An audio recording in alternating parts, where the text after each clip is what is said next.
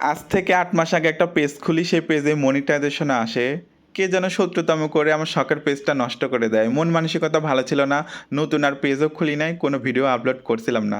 তো আবারও চলে আসলাম আপনাদের মাঝে রাফির ডেইলি রিলস নিয়ে। তো হ্যালো, আসসালামু আলাইকুম গাইস, সবাই কীরকম আছেন? আলহামদুলিল্লাহ, আপনাদের ব্যাচেলার রাফি ভাই খুবই ভালো আছে। আর এর মধ্যে আজকে ফ্রাইডে মানে অফিস অফ। ব্যাচেলার লাইফে অনেক কাজ আছে। তাই আমার আগে নাস্তা করে নিচ্ছি সকালের বিরিয়ানি। তো নাস্তা খাওয়া দেয় এদিকে কাজ শুরু করে দিলাম। প্রথমে কি কাজ দিয়ে স্টার্ট করছি? কাচাকুচি। কারণ ৬ দিন অফিস করছি আর জামা কাপড় খালি জমা রেখে দিছি, সেগুলো ভিজাই দিলাম। এর মধ্যে তো রুম পরিষ্কার করতে গেলে গেছি, কারণ ৬ দিন রুমে হাত দেওয়া হয় নাই। তো এত বড় বাসা পরিষ্কার করতে তো আমার সময় লাগবে অবশ্যই। তবে বাসাটা কার? ব্যাচেলার রাফি ভাইয়ার? আরে না, মাত্র তো আপনাদের সামনে এসছি, আস্তে আস্তে সব ভিডিওই শেয়ার করব। তো যাই হোক, এর মধ্যে কেমন না লাগে, জামা কাপড় ধুইছি, এর মধ্যে দেখেছি আকাশ মেঘলাচ্ছন্ন।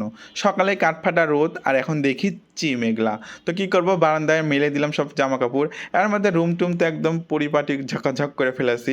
আর অনেক সময় লাগেছে এর মধ্যে আমার। আর এই যে সুন্দর বারান্দায় কাপড় চোপড় মেলে দিছি, কিছু করার নাই, ঢাকা শহর। এর মধ্যে তো প্রত্যেকটা রুম একদম ঝকঝক করে দিছি। পাশের রুমে স্পেশাল পার্সন আছে, মানে আমার ভাইয়া প্লাস বস।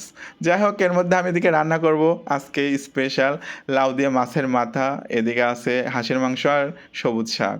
এর মধ্যে রান্নাঘরটা একদম ক্লিন রাখতে আমি খুবই পছন্দ করি, কারণ এটা একটা মেন সাবজেক্ট, যেটা সৌন্দর্য না হলে চলবে না। আর এদিকে সময় নেই, তাড়াহুড়ো করে গোসল করতে চলে গেছি, আর গোসল করে চলে আসলাম। এখন করব রান্না, কারণ আর ঢাকা শহরে গ্যাসের এমন একটা অবস্থা যে দুপুরের দিকে গ্যাসই থাকে না।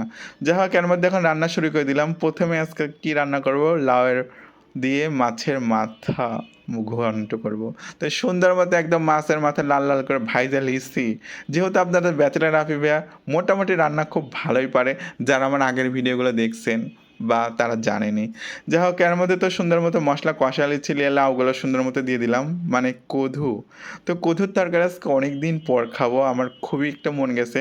পাশের দিকে তো একদম সবুজ শাক, মানে ডাঁটার শাক হচ্ছে।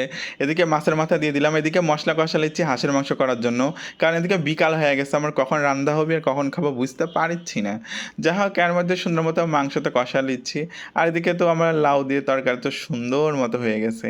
আর এদিকে আমার মাংসের ভিতরে আলু না দিলে তো চলবেই না, তাই আলু দিছি। আর হাঁসের মাংস রান্না করতে লাগলে কিন্তু অনেকটাই কষাতে হবে, কেন হাঁসের মধ্যে একটি স্মেল বের হয়, সেটা বেশি কষালে চলে যাবে। বিকাল বাজে 4:30, এর মধ্যে ফাইনালি রান্না কমপ্লিট। এদিকে লাউ দিয়ে মাছের মাথা ঘন্ট, এদিকে হাঁসের মাংস, আর এদিকে আমার সবুজ শাক, মানে ডাঁটার শাক।